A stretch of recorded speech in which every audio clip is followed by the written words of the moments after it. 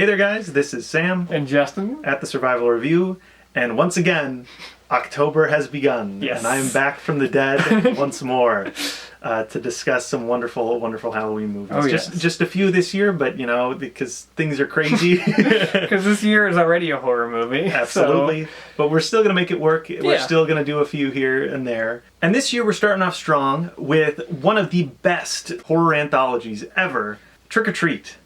It's less talked about than things like Creep Show, which even today has the new TV show on Shudder. Yeah. It's still being talked about all these years later. I feel like it's finally starting to make a big of an impact. I'm starting to see more stuff from it, merchandise from it at Halloween stores. Yeah. Like, with each year, I feel like I see more and more Trick or Treat merchandise. Which is great. Yes. And there's the sequel, which has been talked about for years. Finally seems like it might happen in a couple years now that Michael Dougherty, the director, has finally finished his Godzilla movie. We'll see.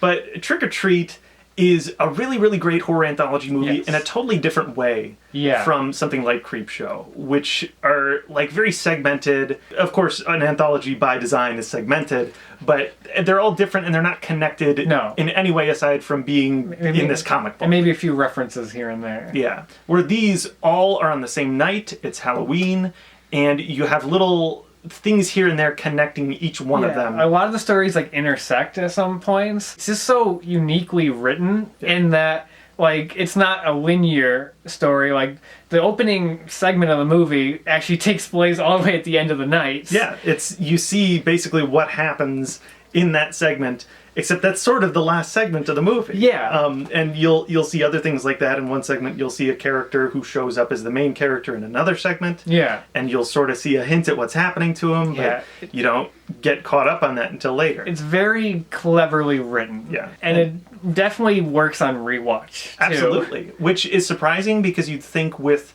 like kind of spoilery elements of the movie, you'd think, oh, this twist might not work as well, but really it's just as satisfying like coming back to it. Michael Dougherty, who I think wrote the movie as well, he sets up like a lot of the stuff that's going to happen later on. So watching it again, you see a character say this like one line and you're like, what? Oh, okay. That ties into what happens later. And it's so fun to watch and to see all the little connections and details that tie all the stories together. Yeah, and fun is like the defining word of the movie. It definitely has scary elements to it. When it wants to be scary, it is. Yeah. But for the most part, it doesn't take itself super seriously. No. And just has a really good time with like the Halloween atmosphere. It has a perfect Halloween vibe. Not many movies have as good of a Halloween atmosphere as this one. It's like Halloween, this, and maybe a handful of others. Yeah, it's fantastic. Oh. It just puts you in the mood for like October and just the festivities of Halloween and everything. It's so well executed. Yeah, it's like when you think of a Halloween night with pumpkins and kids out pulling pranks and pretty much every staple thing that you like feel about Halloween if you really love that holiday, it's all here, and the love for it just oozes through the screen. Yes. It's super fun. I don't know if it's on any streaming services, but it's like definitely worth your time. Oh yeah. And that's another thing. Super quick movie. Like, oh yeah. It just goes by it's like 85 that. minutes. And it's fun the whole way through. Oh yeah. So the movie starts with this couple who are clearly just at like a costume party and they're coming home. And the girl, she wants to take the Halloween decorations down right now. But the husband or boyfriend character is just like, no, like, it's still Halloween. You can't do that. It's like, he loves Halloween. Like, the house is so fully decorated, it's ridiculous. And she hates Halloween, which is a running theme throughout the movie, is that people who hate Halloween, they get punished. Yeah, or if they destroy, like, Halloween traditions. Yeah. A lot of times, like, if you kick over a pumpkin or if you, like, blow out the candle in it, that's what sets it off. Exactly. It's a movie where the good guys, nobody's a good guy really, but, like, the people who don't get killed are people who obey the traditions of Halloween. Yes. And yeah, of course, some stuff goes down with the woman. She's attacked by a faceless monster. You don't really see what it is, which again connects later in the film, and you understand what it is that attacked her. And in this scene, in this segment, just like pretty much every other segment in the movie, they managed to balance the tone of both being genuinely pretty frightening and also really funny. Yeah. Like, they find comedy in just the absurd violence in ways that not a lot of people pull off very well. I actually think that's the best way to describe it. They find the comedy in the absurd moments. Yeah, like really, really grotesque, ridiculous violence, they find the humor in that. Yes. And it works surprisingly well, because sometimes that stuff can come off as like totally mean-spirited and stuff, just like really bitter, and it doesn't really strike me as too bitter of a movie. Oh no, not at all. Yeah. And so that just is a little segment that kind of just jumpstarts the movie. It's a very quick one, and we come back to it at the end. Yeah, because that's kind of the bookend to the story, because this one takes place right at the end of the night. Yeah, you don't really cut to like another segment. Like we said, it kind of morphs all together, and you're intercutting in between multiple things happening. Yes. But the next sort of segment that's going on Our is favorite one? Yeah, this one, like we said, should be really bitter and mean-spirited in theory. Concept? Yeah. But it's actually really funny and just, one of the most entertaining ones in the movie. But it follows this little kid who's actually, I think he's the little boy from Bad Santa. Yeah. He's just like this bratty kid who's going, trying to take all the candy from the bowls that people have left out. Knocking down pumpkins. Knocking down everything, ruining the spirit of Halloween. Yes. And he goes to his principal's house, and his principal catches him taking too much candy, and sits down to give him a little talk about respect and being a good citizen. Except he's really just fed him poison. Yes. And you get one of the best cinematic vomit scene I think has ever happened in film history. There's the Stand By Me scene, and there's this. It's like, it should be terrible. It's a child being killed by his principal. But just like the way he's profusely vomiting this chocolate up. And then after he dies, the principal goes to bury him in his backyard. Yeah. And this is like one of the best scenes, because he's constantly getting interrupted. Yeah. The worst part is, the big thing that interrupts him is his child, his little son. Daddy! I want to carve the jack-o'-lantern out, but I need help with the eyes. In a minute, Billy. But like that whole scene where he's burying the kid and his neighbor's interrupting him, and there's a dog.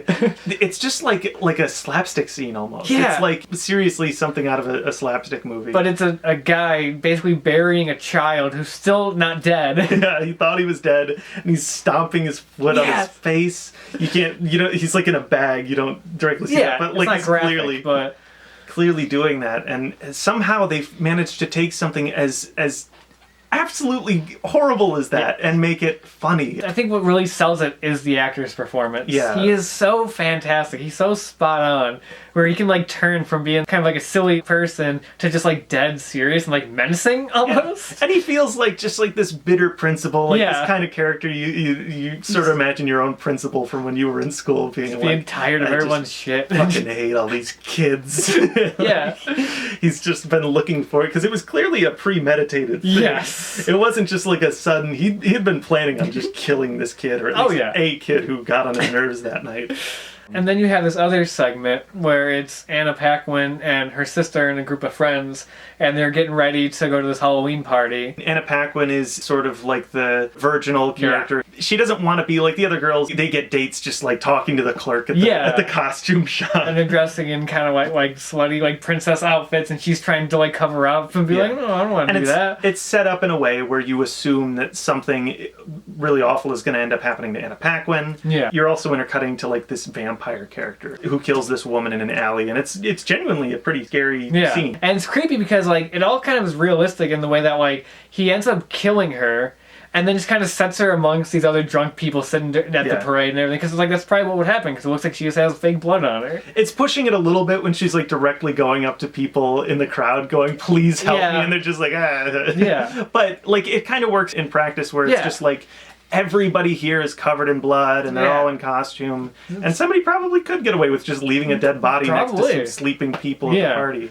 It's creepy aspects. Yeah, and so you set up this vampire character, and you kind of get the idea that his next victim is going to be Anna Paquin. Yeah, he's like stalking her because all her sister and her friends go away, and then she's like, I'll meet you there. Yeah, but of course, once you get to the actual party that they're doing in the woods, you realize it's again kind of a bait and switch sort of thing. The whole situation turns out to not be what it seems, and even the vampire doesn't turn out to be what he seems. And then kind of the longest segment, in the way of like it's the one that we kind of like focus on for a long period of time. This is one that centers around these group of middle school age kids who are picking up this one girl who's kind of the shy, quiet girl, and they're bringing her to this like quarry. And there's this whole kind of creepy ghost story about back in the day there was this school of basically special ed kids, and the parents were just kind of sick of dealing with them. Yeah, this is a part that is played very straight. They don't find any comedy in the fact that they're gonna kill these innocent kids. Like it's really, really awful. And the girl tells this story in detail of how the parents were gonna pay this bus driver who was gonna take these kids on the bus, and he took them to this rock quarry, and he was basically just gonna hop off the bus and let it roll off. And he had all of the kids chained up in this bus. But one of the kids manages to break free, and actually the bus driver goes down, and they go down there, and the kids all died in the bus. And this kind of plays into what we were saying about how this movie kind of has all the kind of typical like Halloween time tropes and everything. This one has the spooky ghost story. This also has the group of kids who take, the innocent, shy girl with them, thinking that she's part of the group, and then it turns out to be a prank to scare her. Yeah. That's another really bitter moment. Because I mean, you have these characters taking this girl who not only is just like a shy girl, but she's also like autistic as well. It's just like a really bitter thing that they would take this girl specifically to here and just to absolutely terrify the hell out of her, coming up in costumes, pretending to be these kids that they were just telling the story about.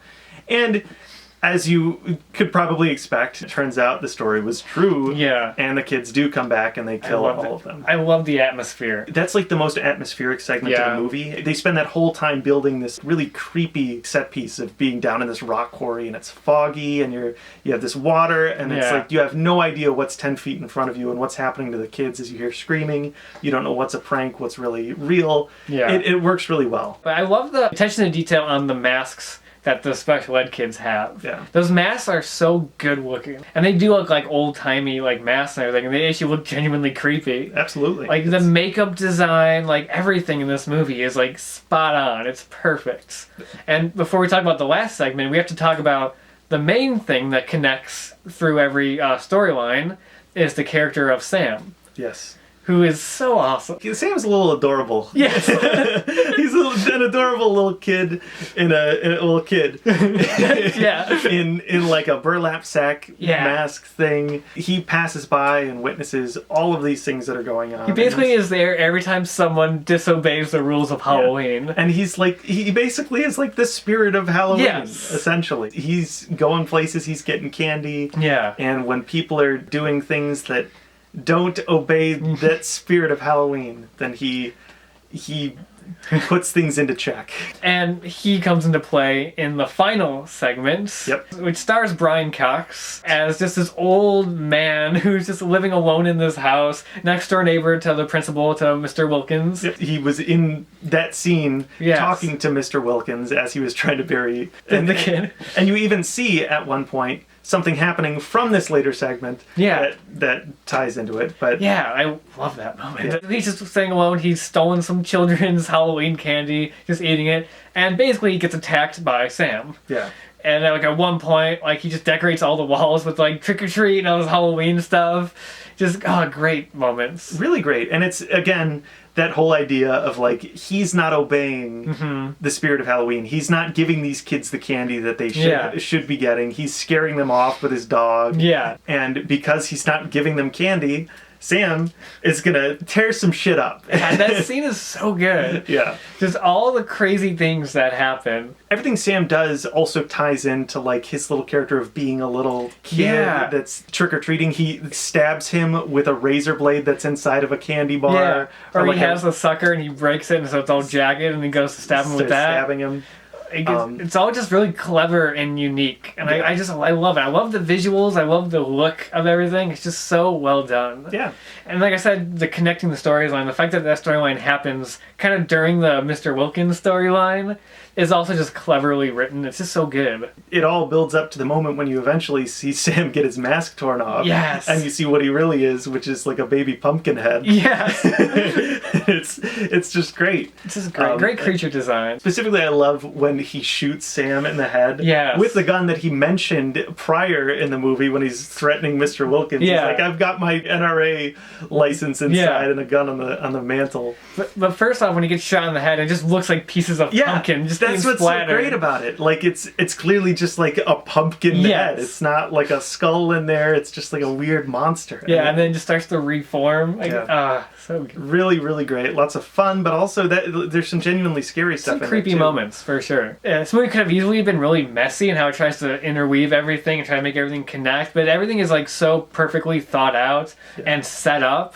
And it all pays off perfectly. And like I said, like on rewatch, it pays off even more so because you're seeing all the little details that tie everything together. It plays perfectly, and especially with the really quick runtime. Yes. Like it just goes by like super fast, and you really never feel like any of the segments drag at all. And that's the problem with some anthology movies where they have some segments that just kind of drag the pace down and other ones that are really exciting and entertaining, but it all just comes together for just a really unique, clever, and like I said, one of the best horror anthologies. Absolutely. I will say Creepshow is still probably my favorite. I agree. I'm a huge fan of Creepshow. That will probably never be topped as my favorite horror anthology, but this one might be second. I can't really think of anything that comes as close. I mean, I've seen some good horror anthologies, but like very few have. I'd say none have as good of a structure as this one. No. They found the perfect way to tie everything together. Yeah. So like definitely check it out if you haven't. Check it out during October. Yes, you have to. It's meant that for kind of that. movie. So that's about all we have to say about Trick or Treat. Absolutely wonderful